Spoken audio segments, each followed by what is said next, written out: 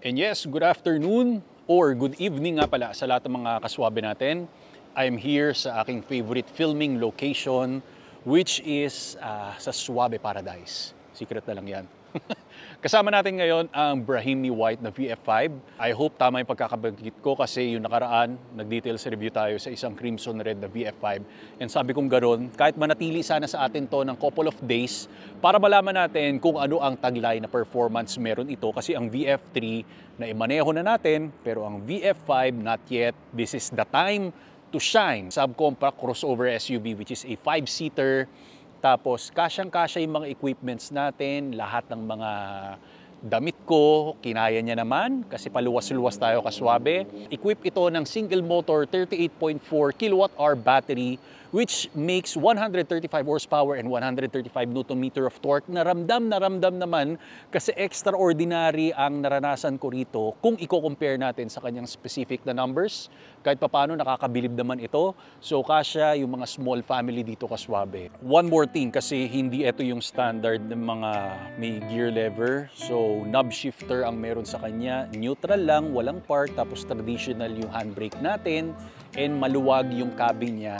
Almost dun sa driver side and front seats natin. Matutuwa ka. Super spacious talaga. Kung gusto mo makita kaswabe yung details review natin ito, back out banner yan kasi hindi na ako iikot dito sa ating VF5 na automobile. Straightforward na nasa Manibela na kagad tayo para ihatid ko sa inyo yung pinaka driving experience niya. Okay? Shout out to VinFast Philippines. So what are we waiting for kaswabe? Let's begin.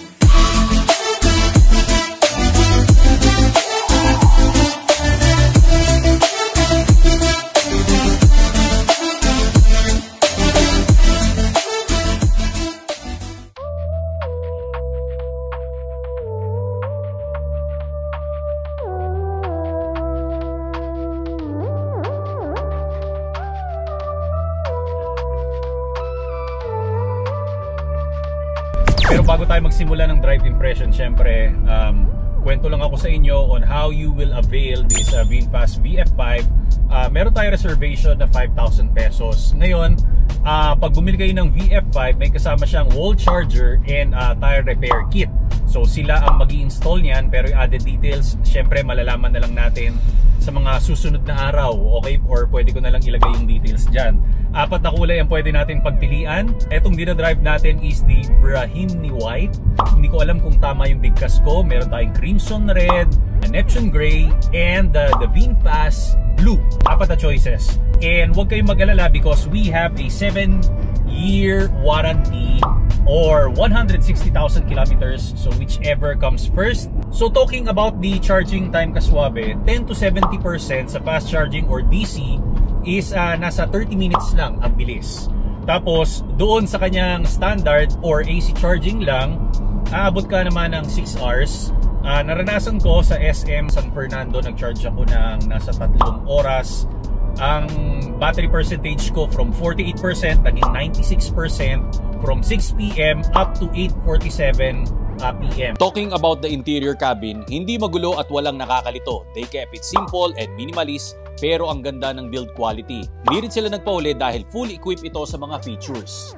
Ngayon, nasa highway tayo, kalalabas ko lang ng NLEX. Ang napansin ko sa kanya, it has 135 horsepower, single motor setup ito kaswabe. Ngayon, sa 0 to 100, it will take you 10.9 seconds. Siyempre, hindi natin aasahan yun kasi pang small family nga ang target nito and mga young professionals. Okay, hindi siya ganun kabilis unlike others sa kanyang segment. Pero pag nakabuild siya ng momentum, like nakalabas ka na ng around 30 kilometers per hour, actually pag inapakan mo yung accelerator niya, meron siyang quickness na tinatawag. Pwede kang mag-overtake, pero yung momentum blast na yon, ma-achieve mo lang siya up to 120 kilometers. Tapos konting-konti na yung pag-climb up niya. Ibig sabihin, medyo hindi na siya ganun kabilis kung paano siya nag-build ng momentum. Mga nauna niyang speed, yun yung ibig kong sabihin. Very worthy naman yung bilis. Hindi siya magpapaiwan. Maliit kasi ito kaswabe. I mean, this is a subcompact crossover SUV. Pero sa liit niya, it has 135. Other na mga subcompact crossover, meron less than 100 horsepower. Meron rin naman more than 135. So ibig sabihin, yung VinFast VF5 natin sa gitna, yung performance niya. Steering wheel natin, very responsive siya. Again, ang sinasabi ko rito, it's like the Jaguar na mga steering wheel. Syempre, I'm wearing my seatbelt. Cool thing also to mention is in every VinFast vehicles, it won't drive unless the driver is wearing a seatbelt. Syempre, safety first.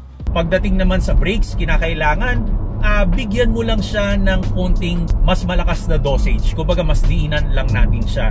So sa upuan naman natin, medyo kakaiba lang yung functionalities nito kasi kung meron tayo before na mga lever na hinahatak lang to pull up, di ba? Push down. Ito naman, meron siyang rotary na ika-crank mo siya para ma-adjust mo yung pinaka backseat natin. Ngayon, yung upuan, hindi lang siya very snug fit. Medyo may pagka-bounce yung effect niya. Hindi naman super tigas pero para sa akin a little bit hard siya. So baka next time ito pwedeng i-enhance yung ano natin, yung upuan. Pero yan, it is a synthetic leather, tsaka mas maganda, mas maskip ng konti, no? Para ramdam natin na hulma talaga yung katawan. Nasa 100 km/h ako, tire noise is not visible pero yung wind noise mararamdaman natin. And balance naman siya without my hand. I'm driving on eco mode. I will activate this sports mode. Nagkakaroon siya ng urgency and mas sensitive yung accelerator natin. Kanina, bago ako lumabas ng toll gate, nasa 92%, 89% is still good. Kasi ang pinaka-mileage nito is 326 on full battery. Pero again, up to 90% or 80%, mas maganda yung baterya natin.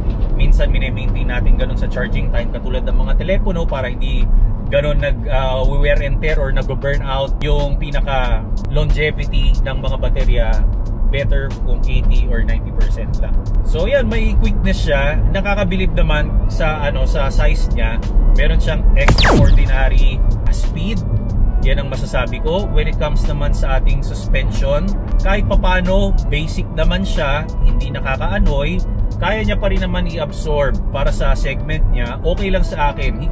Ito yung tipo na pag sinakyan mo, hindi ka magrereklamo na matagtag kasi aasahan mo na hindi naman ganun ka premium yung money na binabayaran natin para magreklamo tayo or maghanap tayo ng ganung klaseng features. Kumbaga, kaya natin i-absorb kung ano man yung what we pay for. Ayun ang ibig kong sabihin. Nasubukan ko rin na 4 kami, hindi naman lumalabas yung hirap yung sasakyan, naghihingalo. Ang maganda kasi sa every EV talaga, yung torque niya, ramdam mo talaga. Kaya niyang i-carry yung ilang tao, hindi siya nabibitin unlike mga combustion engine. Kinakailangan minsan, 'di ba? Kailangan i-push niya talaga yung puso niya. Ito yung puso natin dito is baterya. Pero when it comes sa design, hindi naman ganoon ka super eye-catchy, pero it does the job. Okay na okay pa rin siya para sa mga taong yung professionals nga and merong mga small family na nagsisimula and nakakabilib pa rin kahit papano. Hindi man ito yung pinakamalaki sa segment niya when it comes sa cargo space, pero nakakabilib. Ang dami kong nailagay ng mga bag ko and even yung equipments ko para dito sa camera. Ayun ang aasahan natin. Para sa akin, pasok ang VF5 para sa mga taong magsisimula na gustong magkaroon ng kanilang extra car or first car. Subscribe and hit the notification bell para lagi kayong updated sa mga rare na nire-review natin dito sa Pilipinas. So again, maraming salamat Kaswabe. God bless, more power and more performance.